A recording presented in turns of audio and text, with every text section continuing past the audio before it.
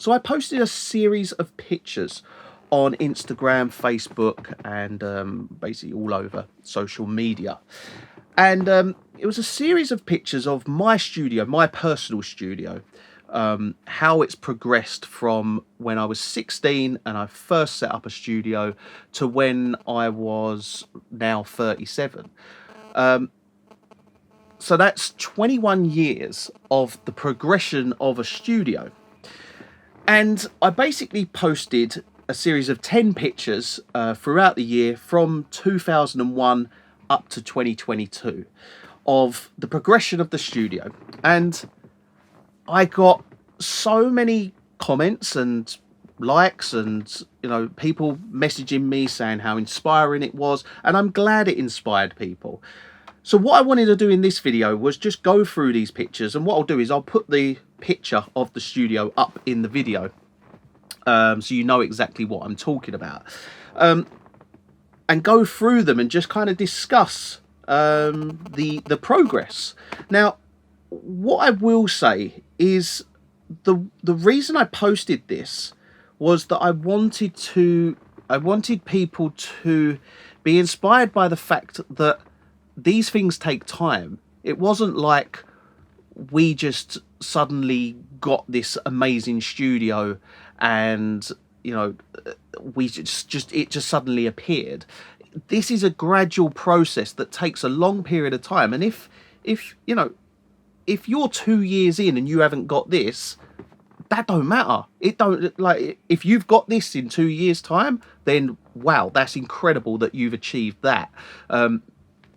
But this does take time, and the series of pictures does show that it's a gradual process of, you can see that how the studio evolves, and it is gradual, and it took me 21 years to get to this, but it's been an amazing journey from start to finish. And I know every one of these pictures, I can look at that studio and know everything that was done in it. I have such fond memories of every single one of these pictures.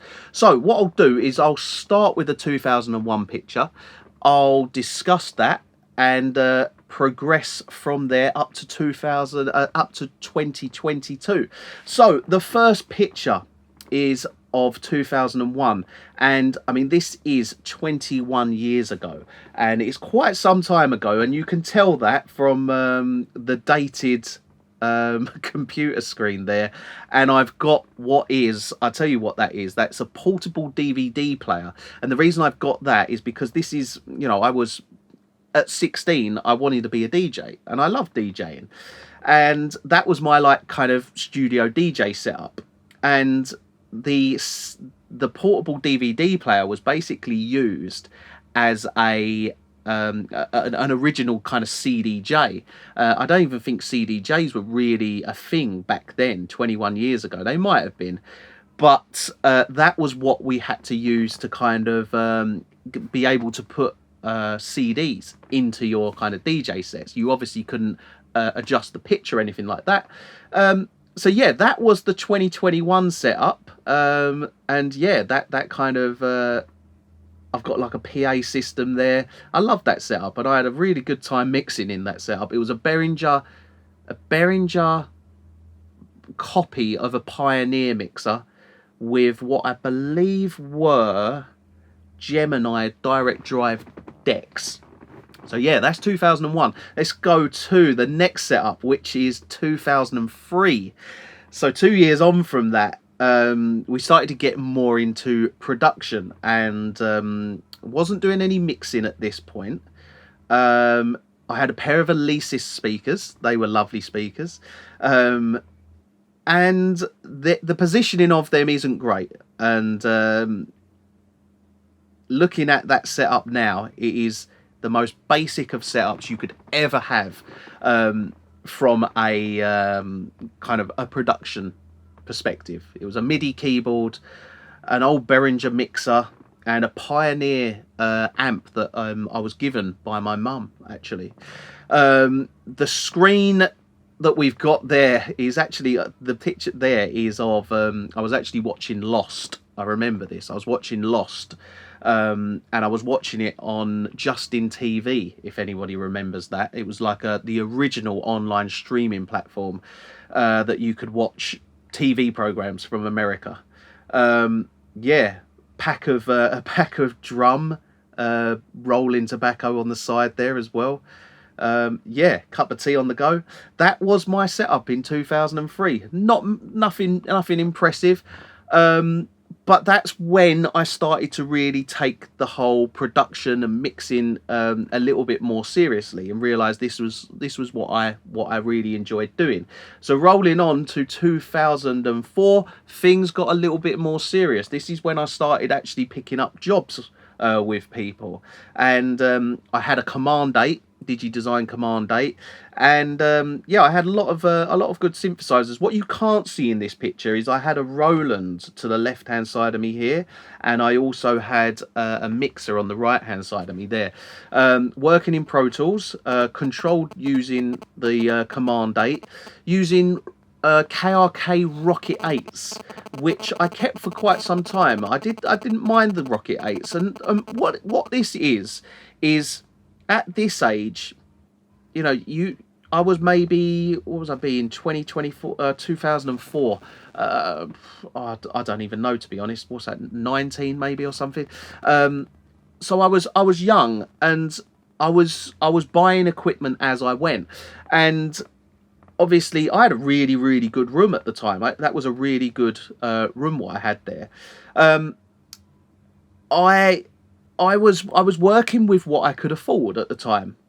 So, Mbox Mini interface. That was the interface. This is back in the days when you could only run Pro Tools if you had an Mbox interface. If you needed a Pro Tools interface to use it.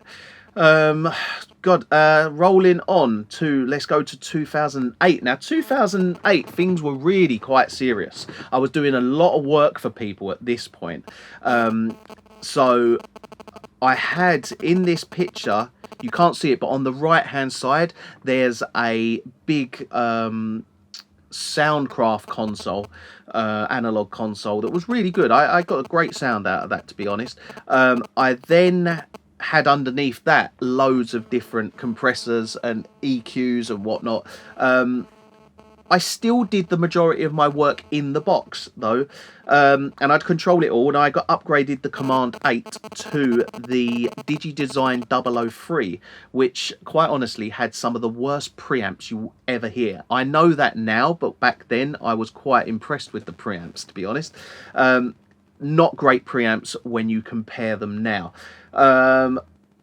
Again, still kept the KRK Rocket 8s, was still using them and still enjoying them. At this point, I had quite a few synthesizers. There's, on the left hand side, there's another rack of synthesizers as well in this room. It wasn't the best of rooms. This was actually in one of my ex-girlfriends. I moved in with her, and this was in her house. So she had like a spare room that I kind of set up in. And I was maybe 2008, what's that, 15 years ago, say. Yeah, so I would have been, what's that, I don't know, 22, 23. I think I was about 24 by the time this was, actually. So I was around, no, I wasn't. Oh, God, I was probably about 22. Yeah, it was about 22. So, yeah, I moved in with her, and I occupied her spare room with a studio, and I was doing good bits out of that studio. I was taking a lot of jobs on, and it moved from there. We ended up breaking up. And I remember from there, there's a studio that's missing from this series of pictures, which for the video I might try and dig it out. And basically, yeah, I moved from there. I moved back home with my mum and dad when we split up. So I moved back to my mum and dad's, and I set a studio up in their front room. thankfully, my mum and dad were okay with me doing that. So I set a studio up, and they hated the fact that I was blaring out music all day, every day. But they had to understand that it was part of my job at the time. So that was a temporary measure for a month. And then from there, we ended up moving into this studio that is 2011, which I moved into this studio, and it was an okay studio. This one, it was always seen as a temporary thing, because I think, yeah, it was by 2012 we'd set up the next set of studios. So this one here was set up as a kind of temporary thing, but you'll notice from like the speaker position and stuff, it's just not it's not ideal. But it was a really fun studio to work in. We worked with a lot of good people in this one, but it wasn't set up in the best way it could be.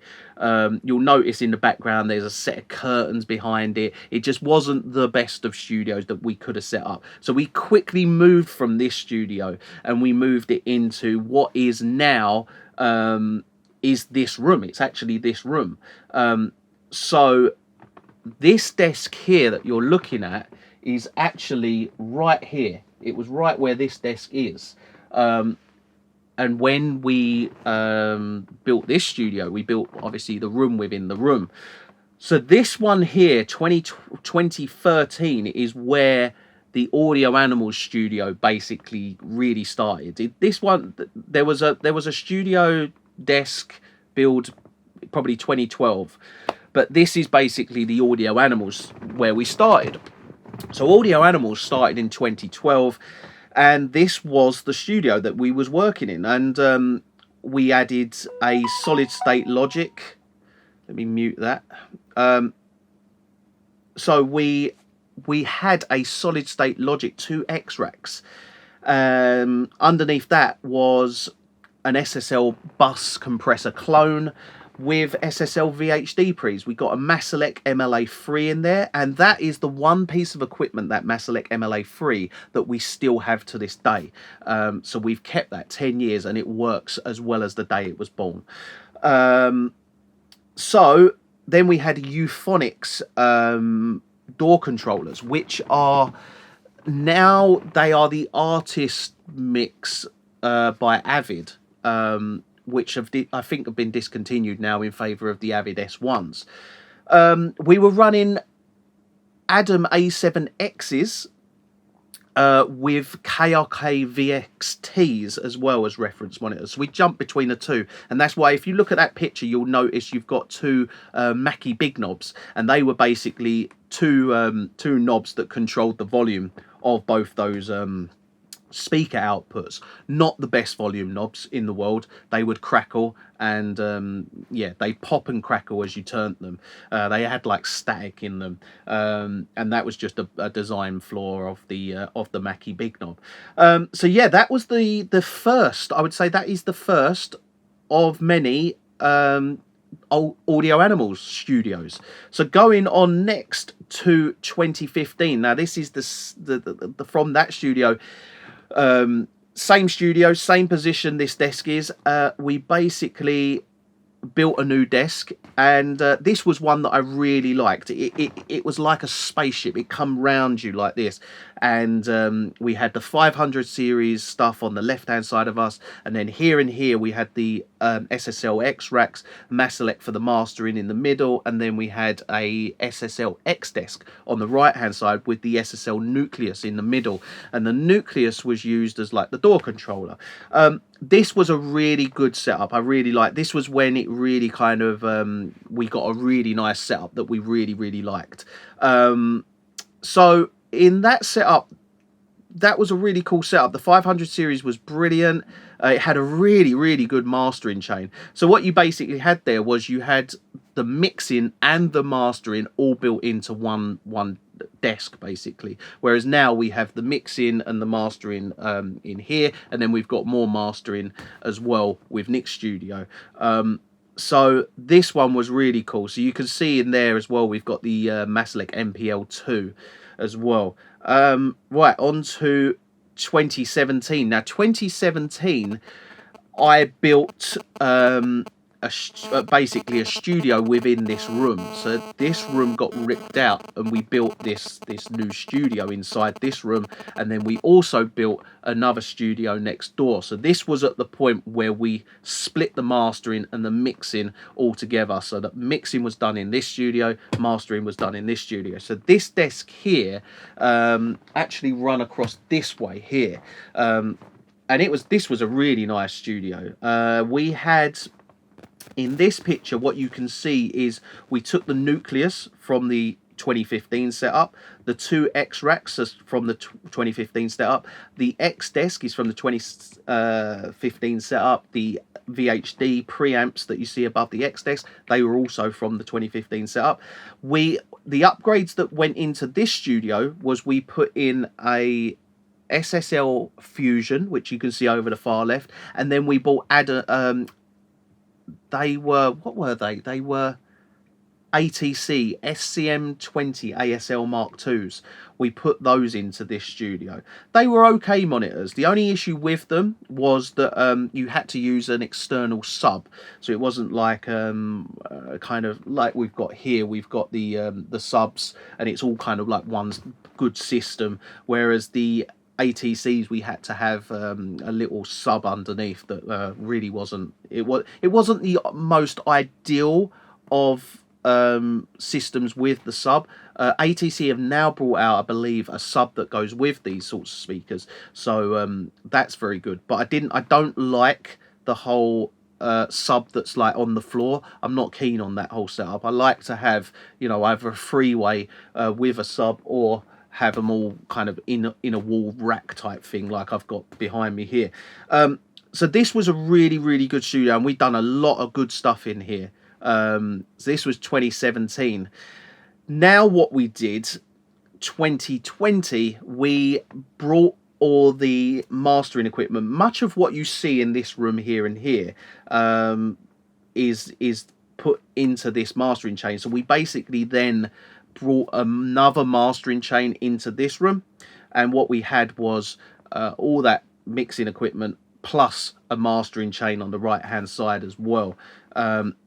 So in here we still got the Thermos V3, the Fusion, which is there, the Alicia envelope, which is down there, the Better Maker DARF limiter that we've got in there, and the SPL Fusion, the Alicia MusiQ, which we've now taken out of this chain in favour of the Vertigo VSE2, and put the Fusion into our the Alicia MusEQ into our third studio.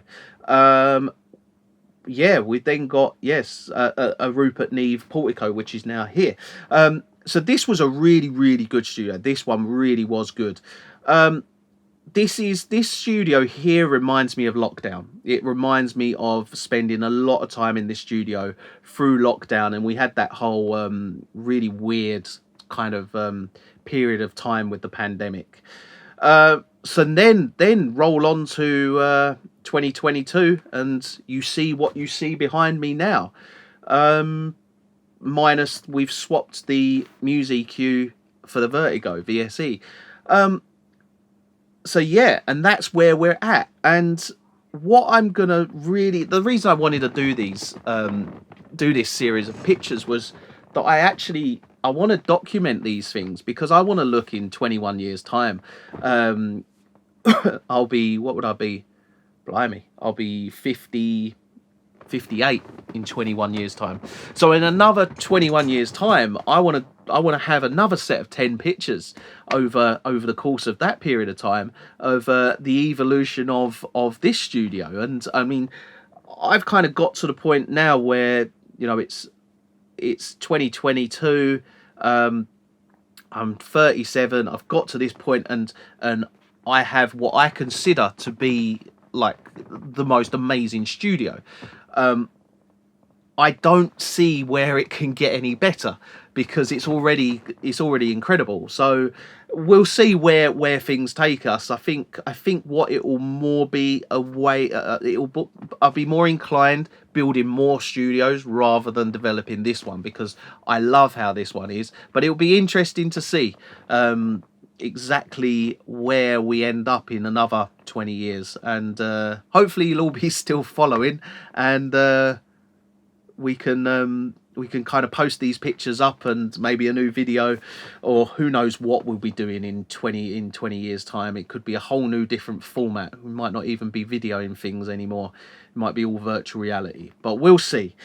So yeah, that's the progression of my own personal studios, how they've progressed over these years. And yeah, I hope that gives you a nice little insight into me, and what the progression was for me. And one thing I want this video to do is inspire people, because you might have a studio that looks like the, I don't know, 2015 studio, or your studio might look like one of the 2012 setups or something like that, but just know that if you carry on and keep reinvesting into your business, and the money that you make, it doesn't have to be taken out and used for personal gains. You can build equipment, upgrade stuff, and it's a gradual process. But if you continually upgrade your studio and upgrade your equipment, and eventually you get to a point where you get better, like you get a better studio, you get a studio that looks like this, and it does take time. It took me 21 years to have this, so this doesn't happen overnight. And that's kind of what I wanted to get across with these series of pictures, is that anyone can have this studio. It's just you're not going to get it like that, because unless you win the lottery or something, or you get a massive amount of money that you want to spend on a studio, then brilliant, you can buy a studio like this. But for me, I wasn't gifted any of this. This whole thing was a progression from start to finish, and that's what I wanted to show from this video. I've had people in the past say to me, "Oh, yeah, you're just a rich boy." That's no. I'm a geezer that worked very, very, very hard for what he's got. This wasn't gifted to me. None of this was gifted to me. I worked my backside off for what I've got.